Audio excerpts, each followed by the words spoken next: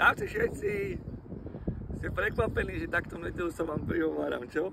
Na taký krásny čas. Slniečko svieti, vitamín D treba príjmať plnými duškami, lebo to potrebujeme. Aj my seniori a aj všetci ho vlastne potrebujeme v plných dávkach, aby sme mali veľa energie a radosť zo života. To je to veľmi dôležité.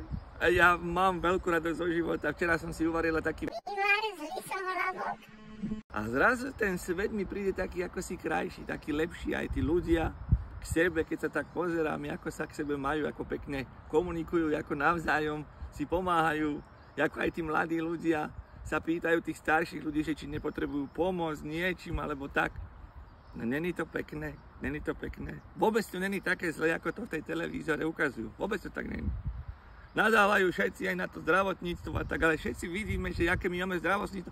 Zo zahraničia sa sem chodia dívať na to naše zdravotníctvo a nechápu, že ako je to možné, že človek, ktorý už leží pomaličky na smrteľnej posteli, leží na smrteľnej posteli a zrazu ožije.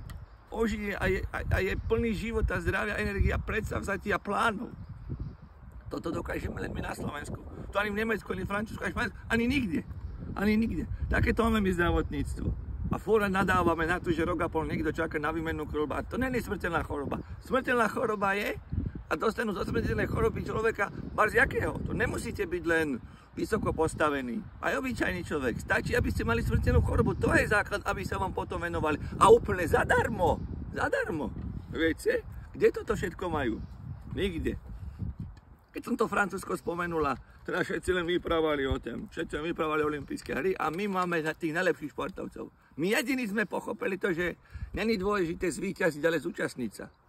My sme sa tam krásne zúčastnili, pojeli, popili, ukázali krásnu trikoloru slovenskú, akú máme. Že sme si hymnu nezaspievali, zaspievame si, keď bude na to iná príležitosť. Napríklad to bude Slovenské národné povstanie. Tam sa chystám. Uctiť si tú pamiatku tých padlých hrdinov, ktorí bojovali za tú našu slobodu. Lebo to si možno ani neuvedomujeme, že koho máme a kto vlastne tí životy za nás položil. Neviem, či by sa naši v tejto dobe ešte nejaký také obetaví. A množstvo pekných vecí nás teraz čaká aj do obchodu. Z tých obchodov, tých nákupných centier sa pomaličky stávajú také akože múzea, také výstavy, že človek príde, pozrie sa, odejde a príde zase sa pozrie. A sem tam sa niečo kúpime. Som si minule kúpila jedno koliečko, šunky.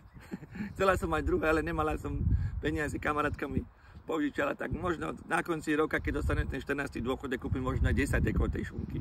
To nám vyjde, keď sú tí sviatky, nie? Tak nebuďte zúfali a nebuďte sklamaní a neplačte. Dobre nám je. A ešte navyše, ešte môžeme, viete čo? Ešte môžeme aj myslieť vlastným rozumom. Môžeme myslieť, ale nemôžeme všetko to, čo myslíme, povedať. To neznamená, že to je zlé. Lebo budú za nás myslieť druhí. Múdrejší ako sme my. Možno nejakí roboti, alebo nejakí iní ľudia, ale budú za nás myslieť. Tak nás odbremenia. Takže zdravý rozum vlastne človek už ani nepotrebuje. A na čo zdravý rozum? S Bohom zdravý rozum a vítaj umelá inteligencia. Vítajte všetci tí, ktorým vždycky záležalo na blahu vlastného národa a ľudí na tejto planete. Alebo na svojom vlastnom blahu. Neviem. Čau.